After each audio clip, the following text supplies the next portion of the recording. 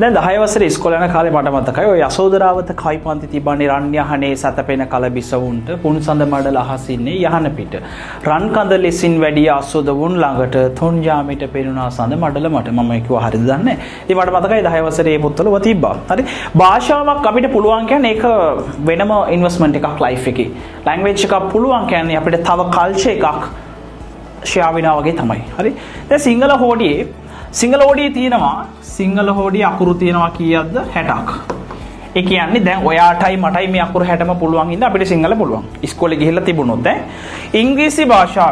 ඉංග්‍රීසි භාෂාවේ තියෙනවා අකුරු කීයක්ද 26ක්. සිංහල වලට වඩා අඩුයි. ඒකට අපිට තාම ඉංග්‍රීසි බෑ කරන්න දෙයක් නැහැ. හරි. දෙමළ හෝඩියේ තියෙන පුතා අකුරු රයිට්. දෙමළ භාෂාවේ තියෙනවා අකුරු 247ක්. ඔයාට දෙමළ න්‍යායාත්මක ව්‍යාකරණානුකූලව ඉගෙන ගන්න අවශ්‍යයි නම් ඔයාලට මේ අකුරු 247ම ඉගෙන ගන්න වෙනවා හෝඩියේ. ඔය 247ම ඉගෙන ගත්තොත් තමයි දෙමළ ලියන්න පුළුවන් වෙන්නේ. දැන් සිංහල භාෂාවේ ල අකුරු දෙකක් තියෙනවානේ. දන්තජ සහ මූර්ධජ කියලා. හරි.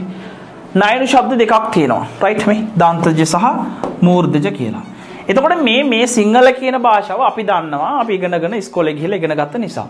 ලිද කියනකොට අපි දන්නවා මූර්ධජ. හරි. ලිද.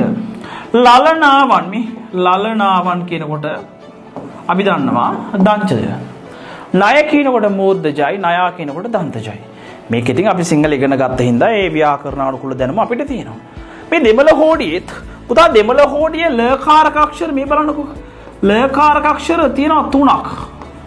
මේ ශබ්ද දෙකම මේ ල ශබ්ද දෙකම මූර්ධජයි. මෙන්න මේකට කියනවා පාඹුලාන කියලා. මේක දන්තජයි. මේ ල කාරක අක්ෂර 3ක් තියෙනවා.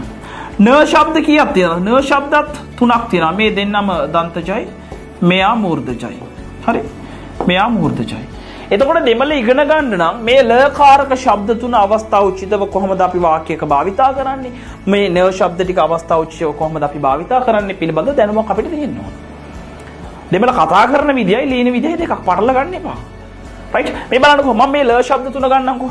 මේ ල ශබ්ද තුන ගත්තොත් එහෙම රයිට් මේ ල ශබ්ද තුන බලන්න මේ ල ශබ්ද තුන වාක්‍යයක යෙදෙන අවස්ථාවන් අනුව මේ බලන්න වලි මේ වලි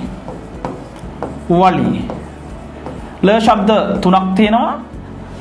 ඒ අකුරු තුනේම වචන තුනක්ම ලියලා තියෙනවා වලි ශබ්දය සමානයි. හැබැයි තේරුම් වෙනස්. මේ බලන්න.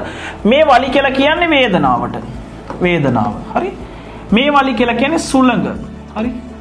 සුළඟ නුඹ වගේ. හරි. මේ වලි කියලා කියන්නේ මාර්ගය. හරි. මාර්ගය. දැන් ඔයාට තේරෙනවා ශබ්දයේ සමාන වුණාට තේරුම් වෙනස්.